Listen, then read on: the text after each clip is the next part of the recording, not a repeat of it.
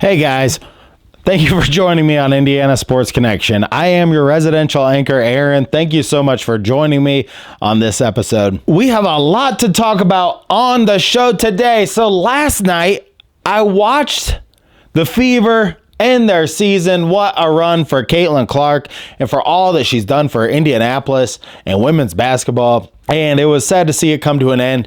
They just could not, dare I say, get over the hump. And Connecticut has some really stout women's basketball players on it.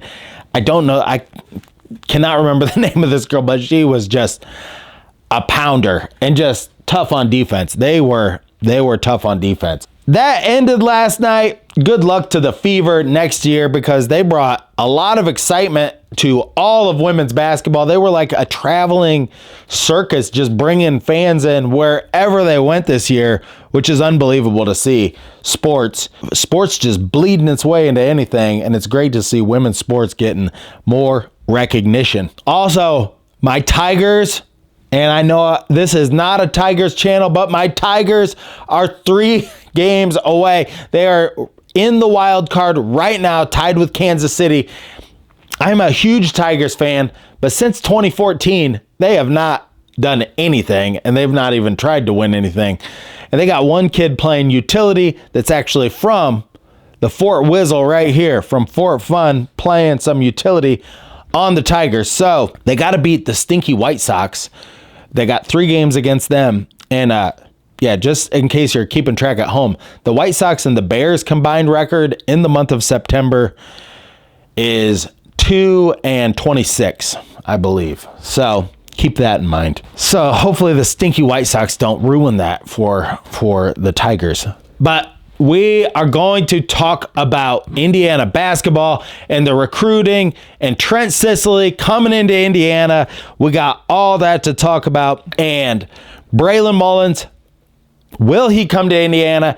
Eric Reeb, will he come to Indiana? And then Jalen Harrelson committed to Notre Dame last night, so we know that. And shoot, but I mean, if he's going to go anywhere, I got to say, Shrewsbury up there at Notre Dame is doing a standout job to get him to go there. And you can see he's going to build a winner at Notre Dame. I can guarantee you that. And then we will talk about Indiana football. They play Maryland at noon on Saturday, and we'll talk about why this is such a huge game for the Hoosiers. But we also have a couple of contest winners. Thank you so much, everybody who subscribed to the last video. It's huge. I got a lot of subscribers. And so the winner of the basketball is Michael Kolak, 4449. Michael, email me if you want the basketball. Email me at Hillbilly Monkey. What is that email address? Hillbilly Monkey, tell them what the email address is. The email, it is indianasportsco@proton.me. Email for your prize with your address. And then we have the winner of the home field apparel of all the subscribers is at I am Brad and you are not. You have won a home field apparel shirt. Email me. But thank you so much for being here. The next giveaway will be at 1,200 subscribers. So hit that subscribe button down below.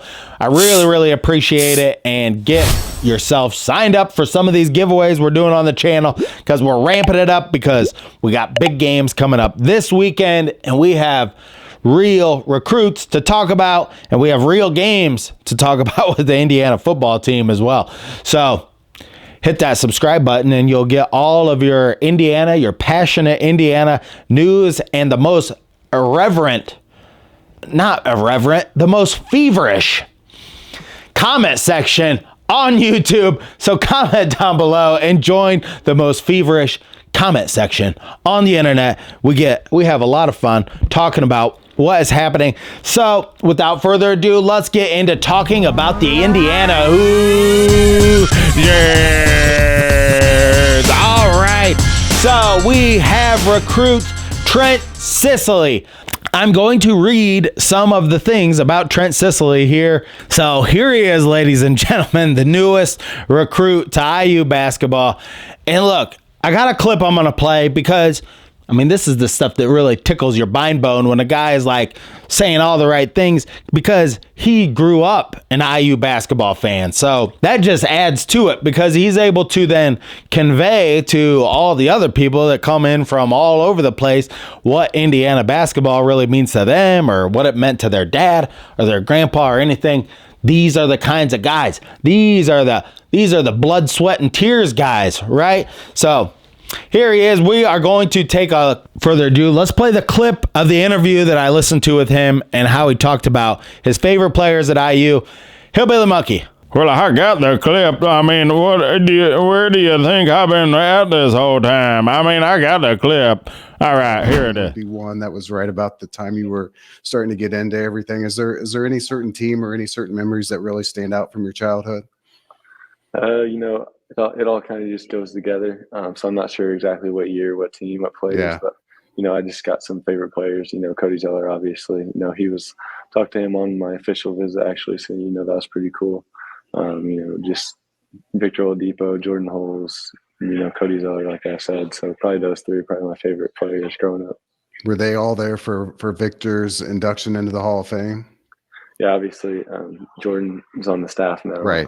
So talk to him, and then Cody was there. I think for that reason. And then I didn't get to talk to Victor Oladipo, but I saw him on the football field and stuff during the game, so that's pretty cool. All right, so some of the stats. Trent Sisley, he is 6'7", 205 pounds.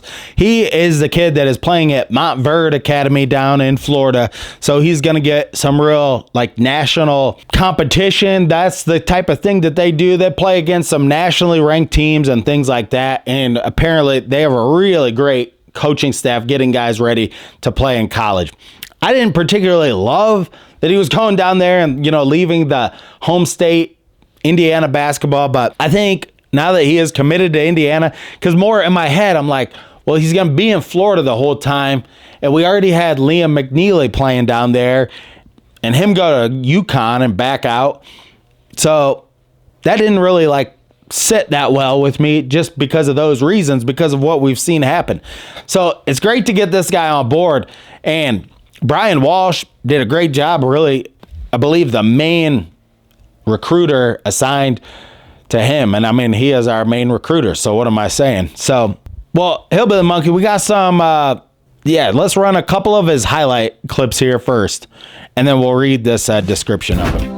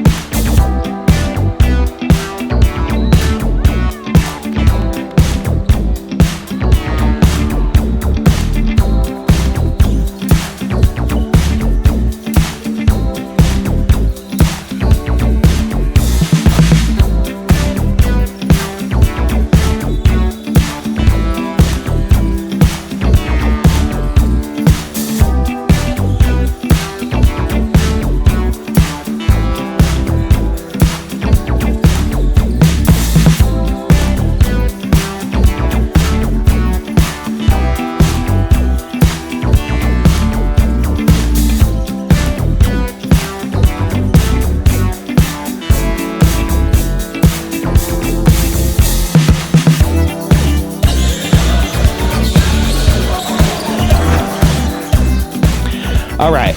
Sisley is a versatile forward with a well-rounded two-way game. He's a combo forward of sorts, capable of playing and defending multiple positions. His adequate size to play the four, deceptively long arms. He's underrated athleticism, gives him some bounce at the rim. He's physical, he's tough to battle bigger guys inside and on the glass. While Sisley doesn't possess elite lateral quickness, he has good defensive instincts and works really hard to guard guys on the perimeter. Sisley, I've heard people say that he's a combo guard. Time will tell. I think this guy, just by looking at his shooting form, when he fires it up, seems like he's got a really just good form from watching him in high school. Hopefully that translates. And hopefully he brings in his friends, Braylon Mullins and Eric Reeby. These are the two guys now. with Jalen Harrelson going to Notre Dame, these are the two guys now Indiana really needs to focus on.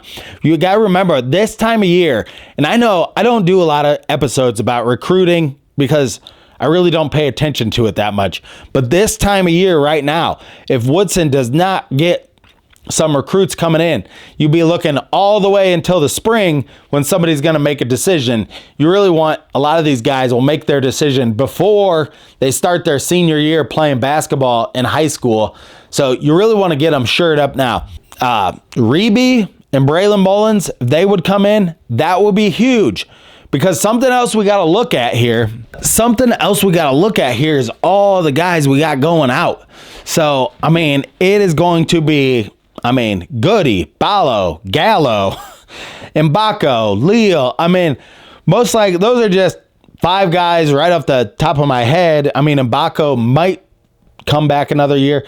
But we are going to have maybe a shell of a team. It's just so hard to predict with this transfer portal, with all this stuff going on. It's just so hard to predict what it's going to be year to year. So it'd be nice to get 3 recruits shored up right now that we know we got 3 guys, high school kids coming in. That would be huge.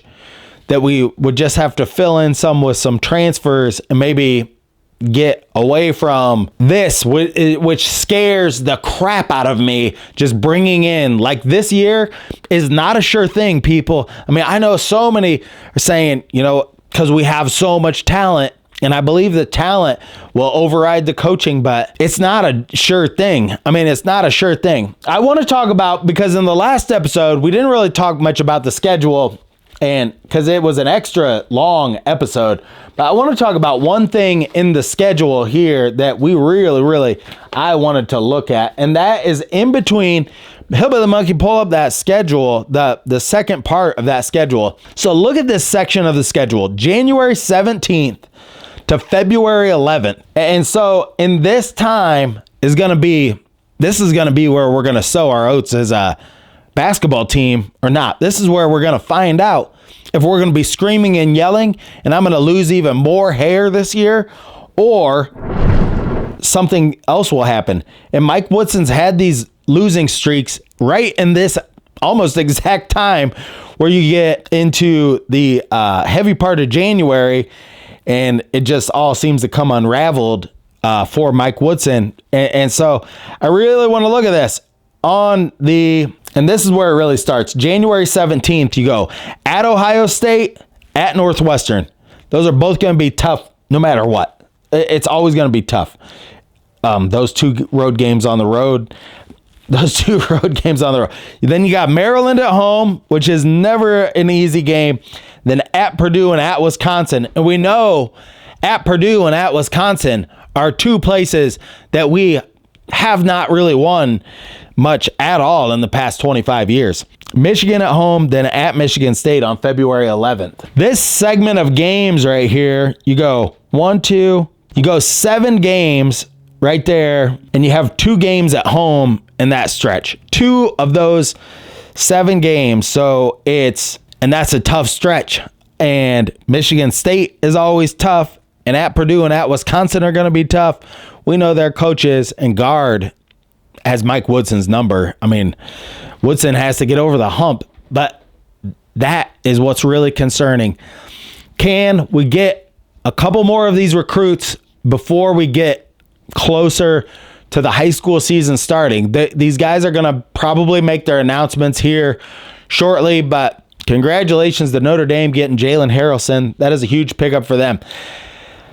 And I want to transition now. Let's talk about the Hoosier football team and Curt Cignetti. We got Maryland coming into town. And look, the Hoosiers, 4-0 right now. We want to get to 5-0. We want to become ranked. Indiana's ranked 27th right now in football. Now, Maryland, just historically, and even since they've been in the Big Ten, Maryland has been more consistently better than IU has been.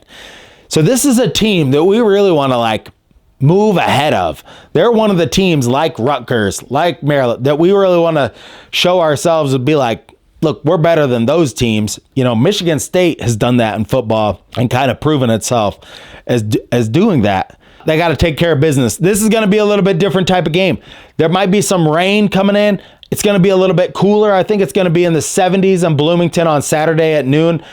I think these showers are barely even going to get in. There might be a few lingering showers on Saturday, but it might be a little bit of a sloppy, soggy type of a game. But Curt Cignetti, he is going to have these guys playing fast and physical, and he's got to have them playing balls to the wall. And I would just love to see. And look, we know a little bit more. I watched the UCLA game when UCLA played LSU.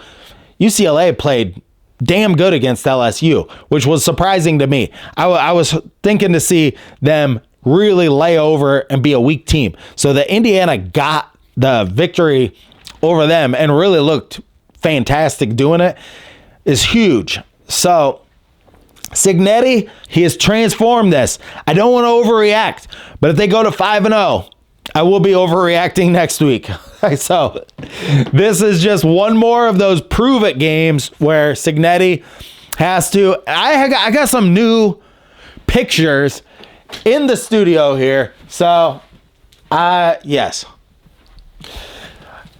We got the coaches up here on the wall. I wanted to get both the coaches up here and, just adds a little bit to it.